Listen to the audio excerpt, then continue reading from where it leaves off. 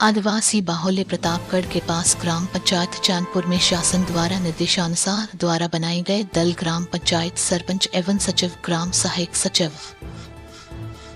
आंगनवाड़ी कार्यकर्ता, शिक्षकों द्वारा आदिवासी बहुमूल्य क्षेत्र ग्राम पंचायत चैनपुर में कार्यकर्ताओं द्वारा घर घर जाकर कोरोना संक्रमित लोगों का सर्वे किया जा रहा है।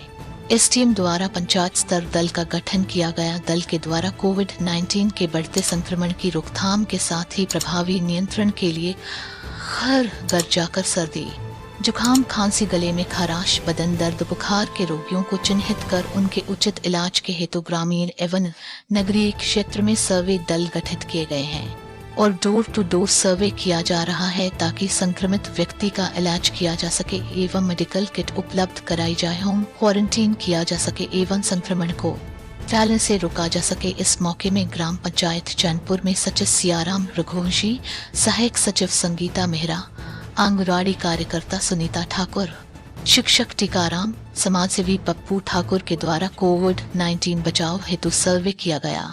सर्वे टीम द्वारा मास्क का भी वितरण किया। भावगढ़ पुलिस ने उतारा अवैध खनन का भूत।